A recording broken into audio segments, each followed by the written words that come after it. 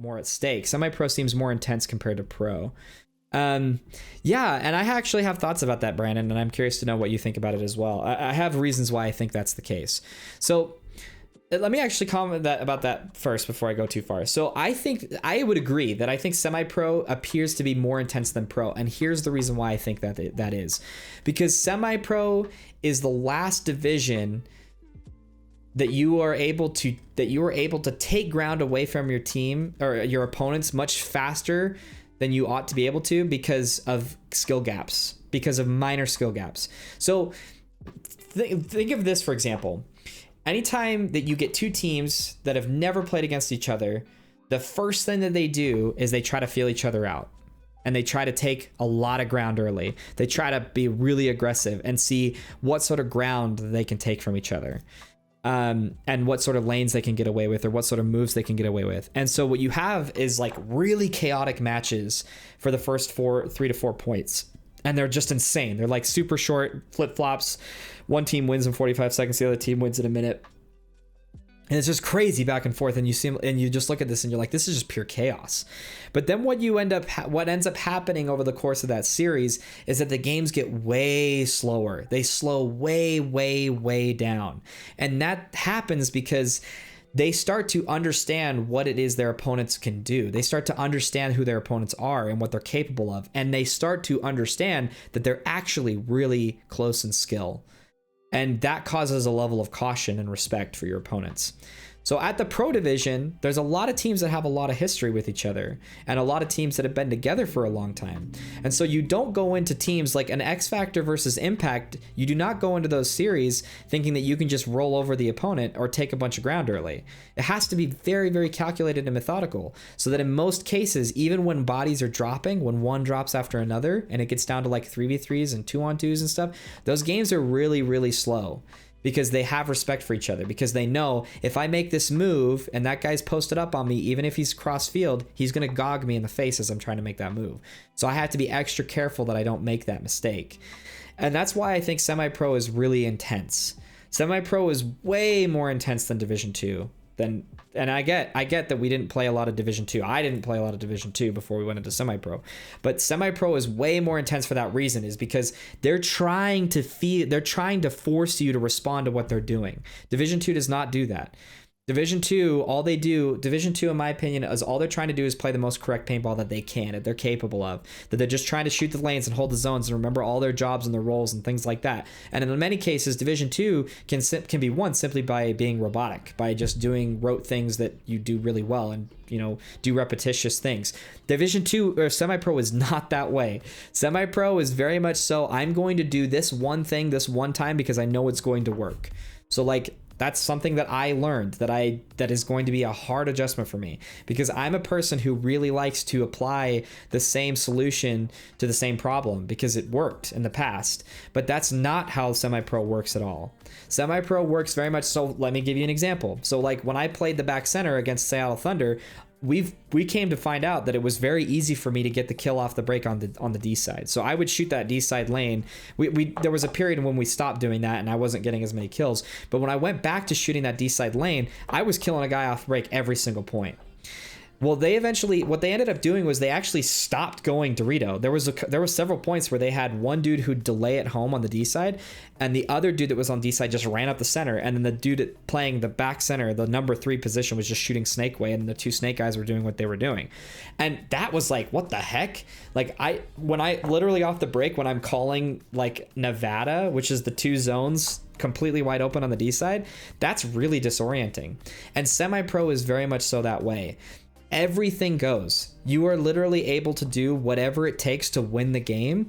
You just have to be really tight and proficient at doing it. That's what semi-pro is. Division 2, you can punish a lot of people for making those types of aggressive moves because they're sloppy in their form, they play too loose, their gun skills aren't very good, they don't know how to hold zones, they drop zones, they aren't communicating very well. There's a lot of things you can punish people on in Division 2 that you cannot do in semi-pro.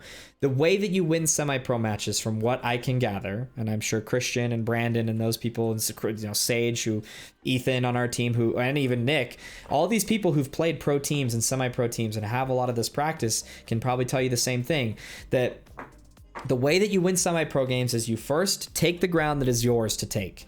Okay, that means if there's a D2 lane, if there's a lane that you can shoot on the Dorito to get a guaranteed kill, you shoot that lane every single time and you force them to respond to that. If that's the same is true if there's a lane on the snake side. If there's a lane on the snake side where you get a guaranteed kill every single time, you take that lane every time until they have a response to it. So you take the ground that is yours to take. That's the first thing you do. Then the second thing you do is you stop the bleeding.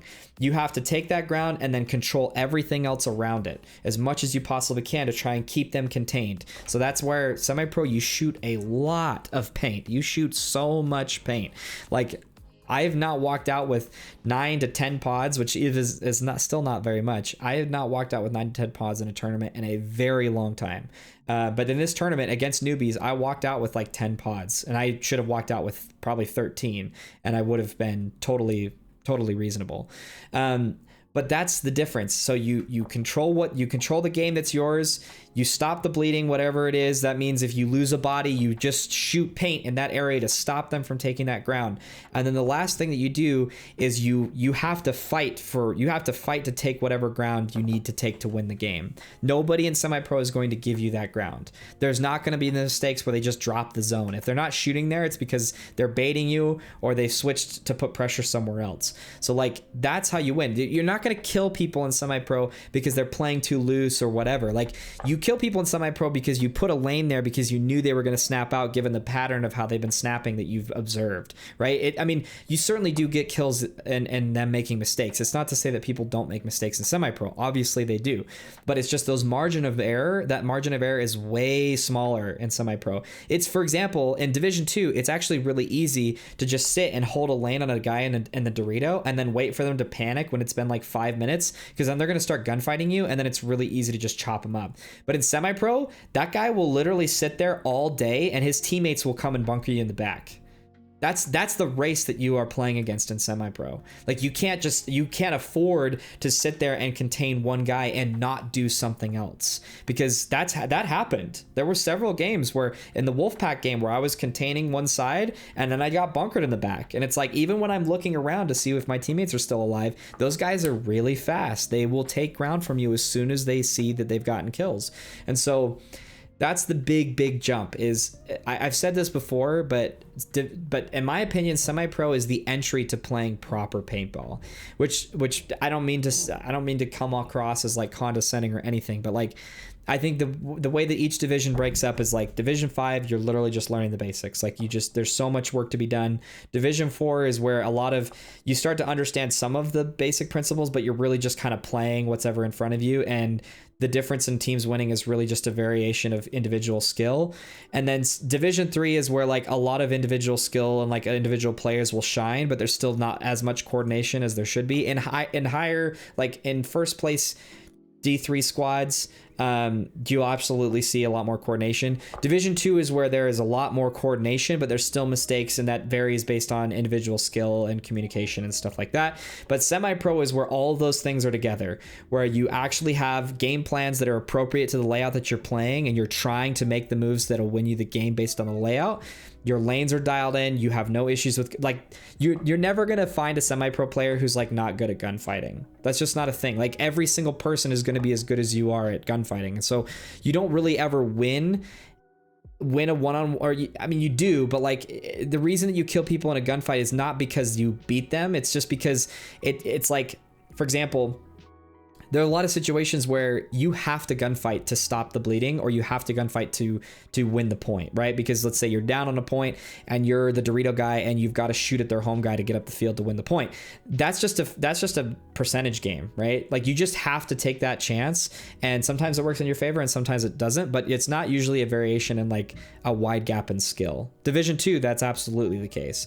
But so semi-pro, in my opinion, is where people have put in the work, they put in the training, their athleticism is there, and all it really is a function of how coordinated your team is and how well you can apply pressure to the appropriate players or bunkers or sides of the field and stuff like that.